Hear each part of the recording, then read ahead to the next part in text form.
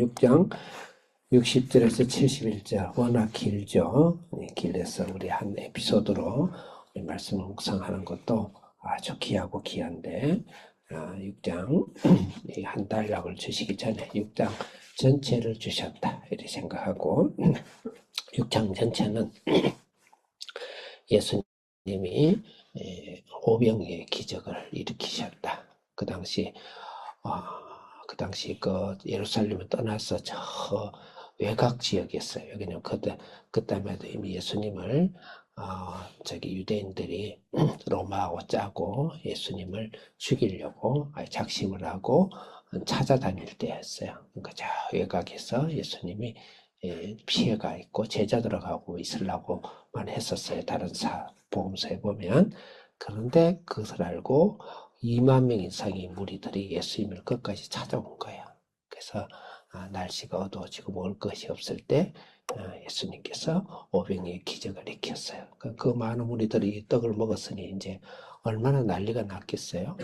그런 상황이에요. 그래서 예수님은 곧 다음 1년 뒤에 아마 약 1년 다음 6월절에 돌아가시는데 지금은 전 6월절 시기쯤 됩니다. 그 정도 역사적인 이야기가 있고 그래서 예수님 오병이의 기적은 굉장히 큰 반향을 일으킵니다.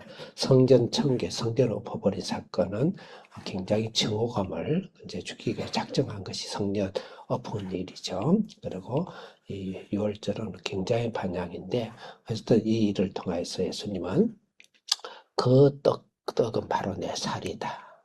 그럼 만나 너희들의 생각이 나지 그 만나도 나의 죽음과 내가 너희를 위해서 줄 떡이다. 너희들 재물들이지 그게 바로 내 살이다. 그 피가 뭐냐? 내 피다. 나는 원래 하나님 앞에 있어 하나님이다. 하나님으로 있었고 하나님으로 이 땅에 왔다. 나는 다시 나의 원래 하나님 자리로 올라간다. 너희를 구원하러 왔다. 이 이야기를 하니까 이제 그걸 믿지 않은 사람에게는 완전 머리를 뜯고 싶을 정도로 너무 받아들일 수가 없는 것이요.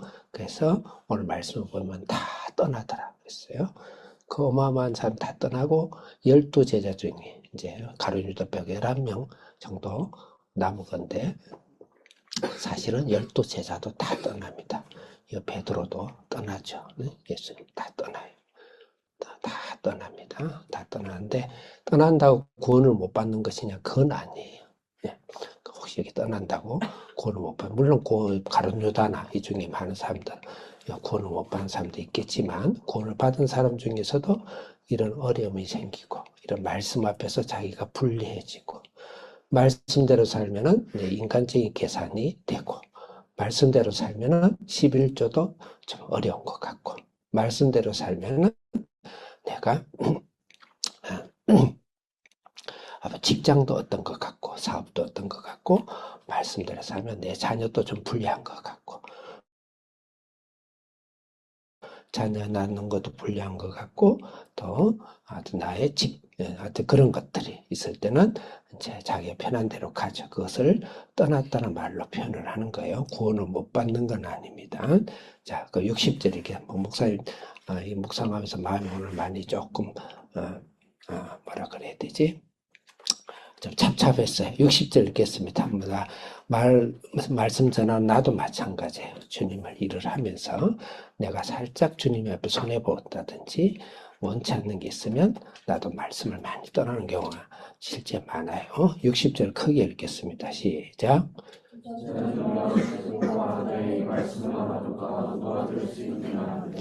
말씀이 어렵다. 이 어렵다는 단어를 보세요. 어렵다는 것이 나하고 맞지 않는다 이 말이에요. 나하고 맞지 않는다. 받아들이기 어렵다. 없애하기 어렵다. 그 중에서는 예수님 자신이 하나님의 아들이라는 것을 받아들이기 어렵다는 그건 참 이제 가슴 아픈 일이죠. 그래서 예수님을 받아들이고도 나의 결정과 나의 영역과 나의 형편에 이 말씀은 좀 받아들이기 어렵다. 그것은 바로 예수님을 떠나는 것이죠. 구원을 못 받는 떠남과 구원을 받고도 떠나는 게 있어요. 61절 읽겠습니다. 시작.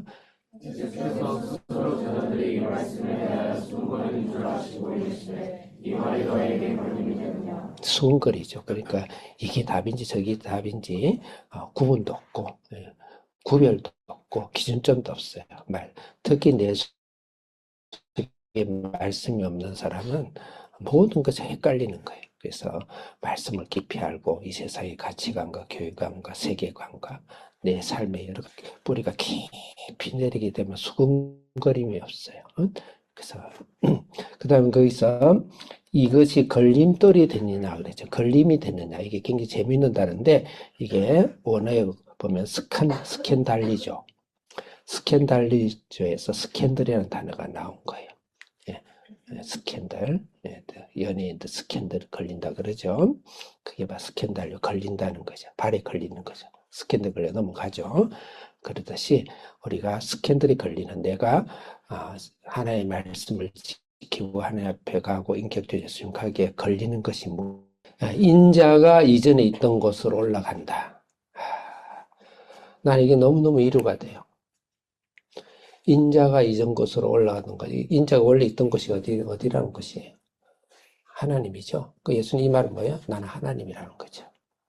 이렇게 당당하게 이야기할 수 있는 사람이 있으면 나와보라세요. 내가 따라갈 테니까. 미친 사람 말고, 네? 미친 신천지라든지 우리 문씨라든지 그런 거 말고, 제정신인 사람 말고, 그 실제 죽지 않는 사람이 있어요? 부활한 사람이 있어요? 예수님은 예수님은 하나님이세요. 그래서 이들이 가장 어려워하는 말은 뭐냐면 예수님이 하나님이라는 거에 대해서 인정할 수 없는 거예요. 성경은 하나님의 말씀이라는 걸 인정하기 어려워요. 이 세상은 육으로만 사는 것이 아니고 영의 세계에 있다는 것을 인정하기 어려운 거예요. 그게 제일 어려운 말씀이고 그게 제일 스캔들이에요. 스캔인 거예요. 스캔 달리 좋은 거예요. 근데 오늘 요한복음을 묵상할 때 가장 중요한 것은요, 이런 에피소드에서 주는 교훈을 찾는 그것은 둘째로 하고, 가장 중요한 것은 예수님이 자기 계시입니다. 성경 전체는 사실 예수님이 자기 계시예요. 그게 우선하고 그게 90%를 채우지 않고 나머지를 10%를 채워야 돼요. 특히 요한복음은 예수님이 자기 계십니다. 나는 태초에 말씀으로 천지를 창조하신 그 하나님 말씀으로 내가 이 땅에 왔다. 하나님으로 이 땅에 와서 왔다. 그거 이야기하는 거예요. 세례요한도 그걸 증거하고. 그 성전을 사흘 만에 무너뜨리라, 내가 사흘 만에 일으키리라. 바로 성전은 나를 이야기한 것이다.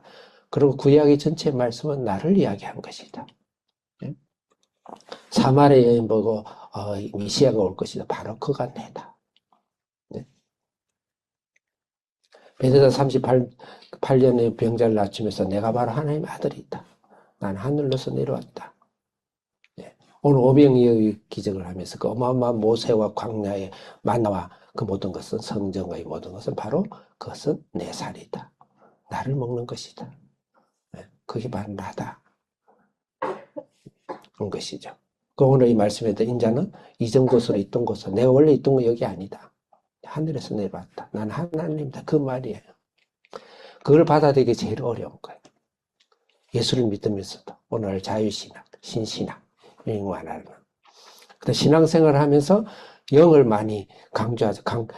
부인하지는 않는 것처럼 해요. 사실 부인이에요.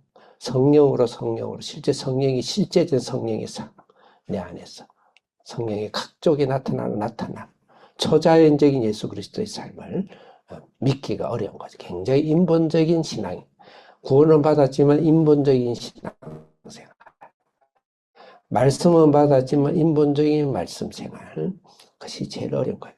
제일 어려운 겁니다. 그게 바로 어렵고 그게 바로 스캔들이 된다 이 말이에요. 그래서 요한복음을 읽을 때는 예수님의 자기 계시, I am who I am. 나는 스스로 있는 자다. 나는 하나님이다. 예수님이 그 말씀하셨어요. 그 외에 다른 어떤 여백을 준 적이 없어요. 4대 성자처럼 공자왈, 맹자왈 하듯이 그렇게 성경 말씀과 예수님 말씀을 듣는 경우가 오늘 거의 90%의 기독교인이라 볼 수도 있어요. 그렇지 않은 분이 우리 한국엔 더 많지만, 자, 64절 읽겠습니다. 아이고, 끝나야 되겠네. 미안합니다. 제가 오늘 좀 마음이 적적해서 아마 66절 읽겠습니다. 66절 읽고 마치겠습니다. 시작.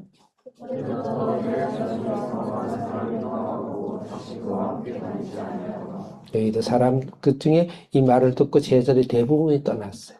그래서 영으로, 성령으로, 영이 살리는 것은 영이라고 했어요. 63절에 보면 말씀과 성령으로 우리는 예수님을 떠납니다. 구원받지 못하고 떠난 자도 있겠지만 이미 구원받은 자는 구원받지 않은 가운데서도 떠납니다. 그 성령으로 말씀으로 내 신앙을 가득 채우고 나의 가치관과 인생관과 목표와 또 자녀와 가족관과 결혼관과 여러 미래의 취업관을 꼭 가지셔서 제가 시식 간사할 때 직간접적으로 내가 그때 사회 활동이 한 100여 명의